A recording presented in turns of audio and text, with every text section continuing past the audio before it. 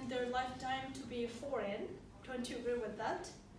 And it's because each of us needs to be enough brave to get out of our comfort zone and try something very new and very new learning things. And I think that's why almost all of us are trying new things for the second semester, leaving to Armenia and going for an exchange. That's why I decided to talk about how that very, very small little techniques, how you can make your exchange great experience, and what are those very little techniques that are going to help you with this. So 3 years ago, when I was being prepared to leave Armenia, I was taught in a specific technique, a very little one called the TOPAT, which consists of 6 very simple things: talk, obey, participate, help, affection, and trust. So the first one, talk, is about talking and communicating about everything. I'm not saying I want to go to the bathroom, not that everything, but everything that very much relates to you and to the person you are living to and into the communities you are living in.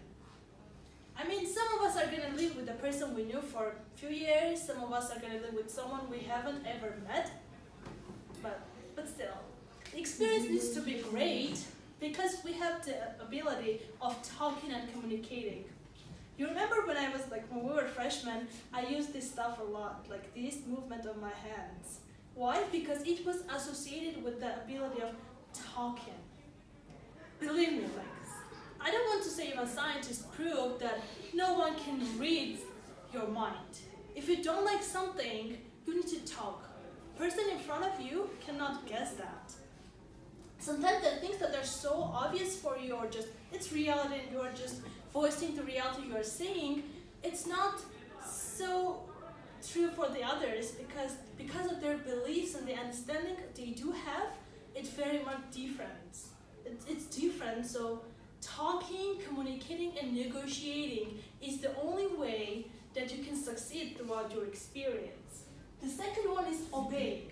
Obeying into the rules you are setting. The first thing you get when you get into the house, into your new apartment where you're going to live 6 months, just set the rules. This is rule number 1.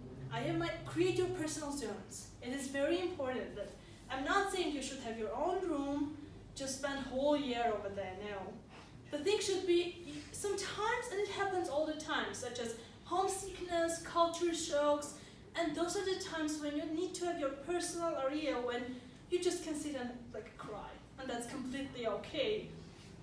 And if you make a rule, then be able to obey that rules, that, okay, this is a rule, I have the privilege to obey to that. This regards not only to the rules that you are creating between you and your roommates, but also the rules that are existing in the communities you are going to.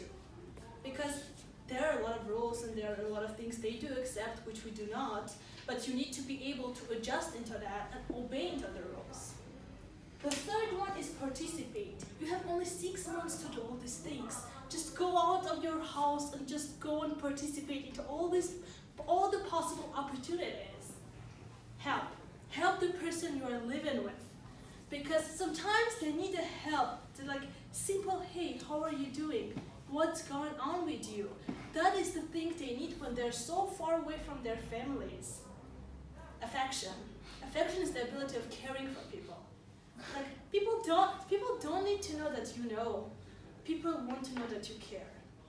This is one of the greatest things you learn during your exchange, and people need to know that you care and to do everything in your power to help them. And trust.